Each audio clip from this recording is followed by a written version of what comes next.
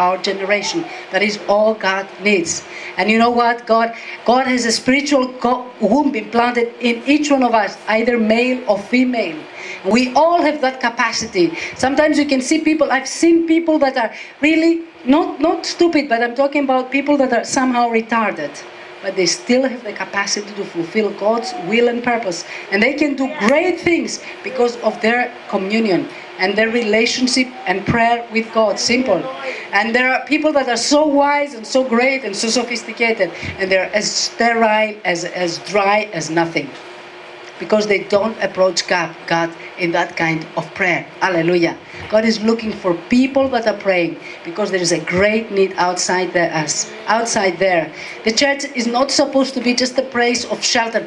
I made it. You know what we have made sometimes church to be like?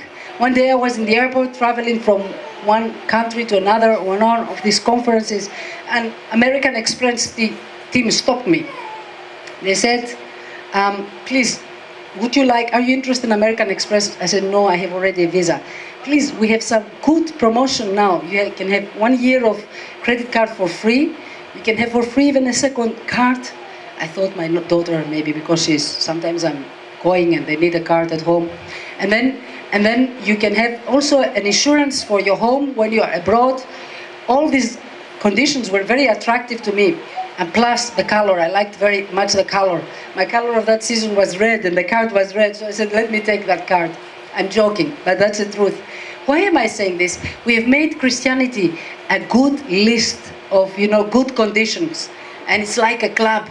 We are so happy we made it to be saved. And when you are saved, you are saved, you are healed, you are forgiven, you are this. Why not enter the house of God? All these good conditions. But salvation is something more. Something so expensive that costed God the most precious that He had. Do you think that we are called in that grace to meet it just for granted? The Bible says that deep calls to deep. And God called us to be partners in that salvation and meet Him at the altar of the sacrifice that He made for us. Hallelujah. God wants to partner with us to bring that salvation further by any means. He needs our lives. He doesn't need just our contribution here, but He needs our lives on the altar. And the way that somebody can lay his life on that altar is only by yielding himself to the Lord in the prayer. As we give our lives to the Lord in prayer, God can take that life and can use it. Glory be to His name. Hallelujah. God wants us to be wombs of the heaven. Wombs that are going to yield, to pour out our lives and our soul. Hannah said, I'm pouring out my soul to the Lord. God wants us to pour our souls out at the altar of God, so that He can cause us to fulfill His purposes here on earth. In Israel, you are not by accident. There are people that are jealous of you that you are here in Jerusalem.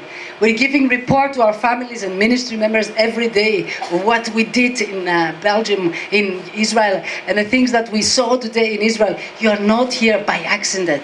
And my friends, can I tell you something? You're not even to provide for your families just. It's far more. Thank God that you have a job to provide for your families. But this is not the reason why God has brought you here.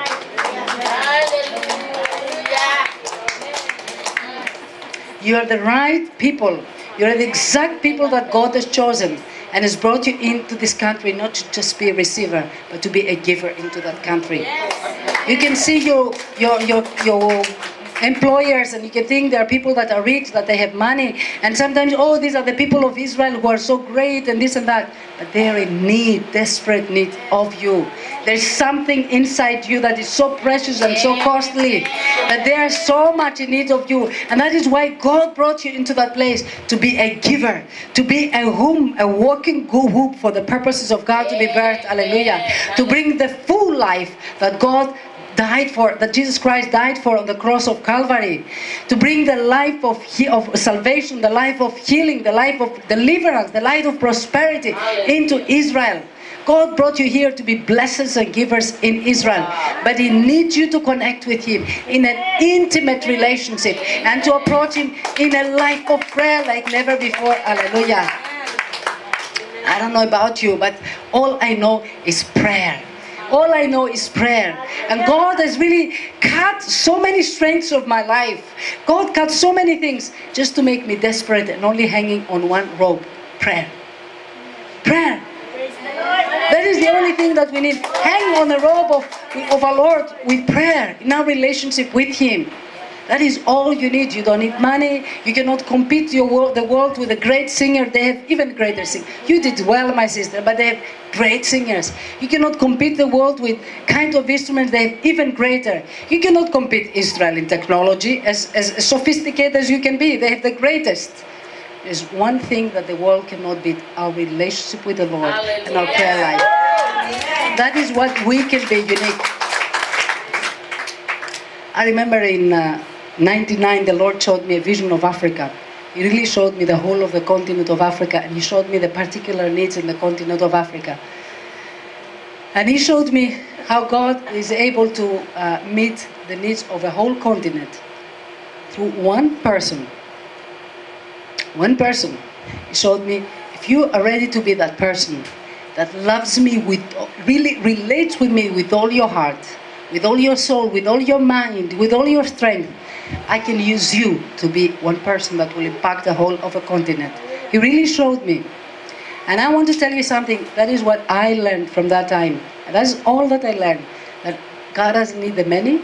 God doesn't need the strong. That God needs a person that is ready to pour himself to Him and everything to Him. And He can use it for a whole continent. In 2000, I went into a 3 months fasting and prayer, and immediately the Lord opened a door for me to go to Uganda. I went to Uganda, where the Lord sent me for the first time in Africa for ministry, and we held 3 crusades and 3 conferences in Uganda. When I finished, invitations started coming from everywhere. 12,000 people, 10,000 people meeting in Kenya, this one over there. I said, I don't know, I'm going to pray.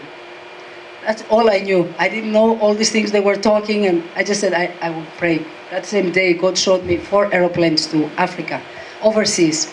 3 were going to the same area. The one was going further. It was a little bit separate. And I saw 4 aeroplanes. And really, I had 3 trips, the one after the other, immediately after. The year 2000, 2001 following. And then 1 trip later on, and I saw the place where I was reaching in South Africa. In 2004, after 3 years of stopping traveling, I left to South Africa. I knew that's the 4th aeroplane that God sent me.